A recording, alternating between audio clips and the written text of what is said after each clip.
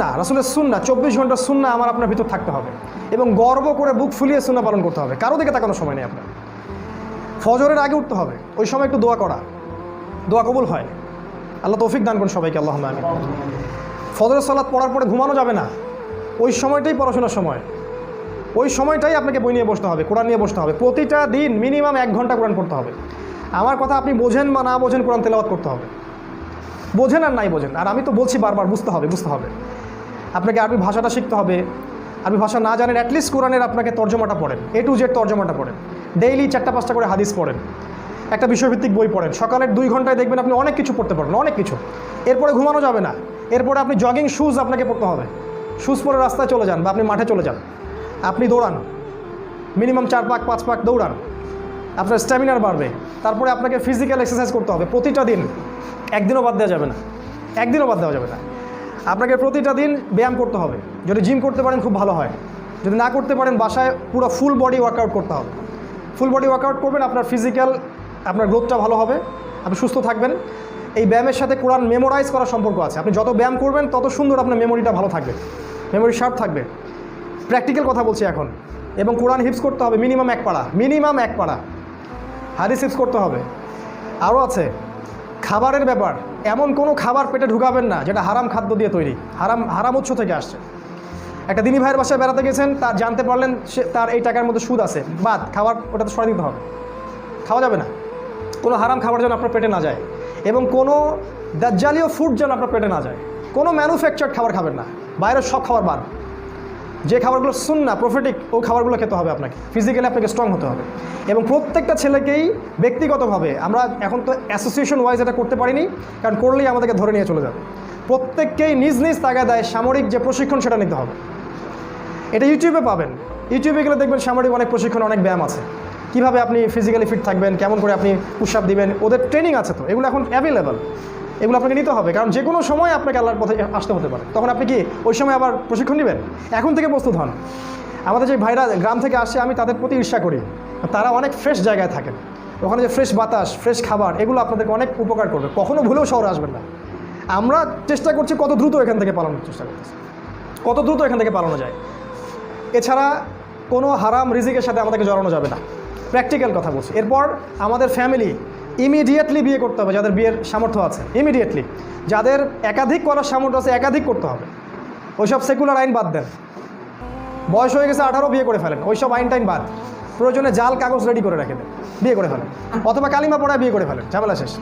কেউ জানবেন আপনি বিয়ে, কিন্তু আল্লাহর আইনে আপনি জানবেন আপনি বিবাহিত।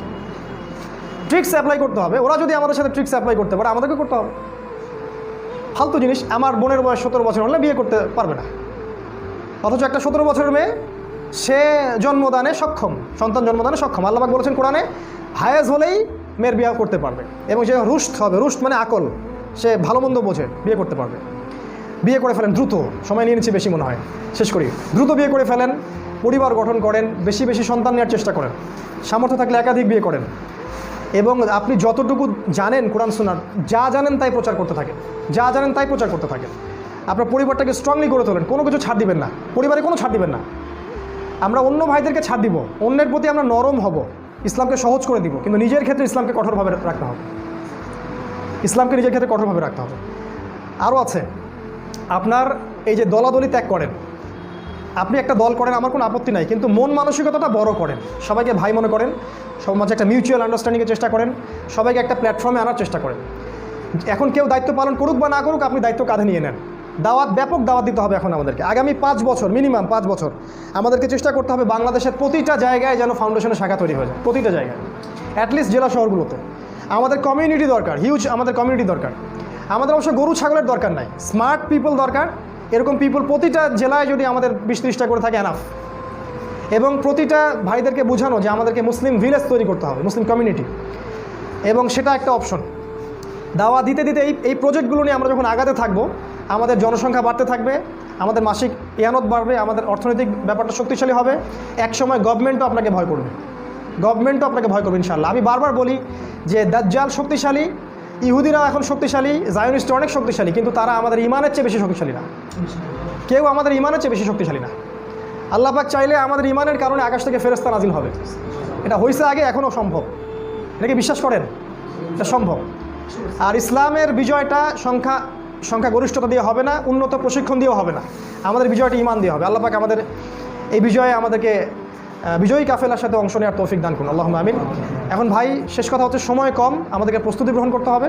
প্র্যাকটিক্যাল প্রস্তুতি, অর্থনৈতিক প্রস্তুতি, ধর্মীয় প্রস্তুতি সব কিছু গ্রহণ করতে হবে, শারীরিক প্রস্তুতি। এবং ফাউন্ডেশনের আহ্বান হচ্ছে, আপনারা যা কিছু আছে, মেধা হোক, টাকা হোক, জমি হোক, আপনাদের প্ল্যান হোক, কোনো প্রজেক্ট হোক, যা কিছু আছে সেটা দিয়ে আমাদেরকে হেল্প করেন। মাসিক ইয়ানত দেন, আমাদের সেমিনারগুলোতে আসেন, ভাইদেরকে দাওয়াত দেন।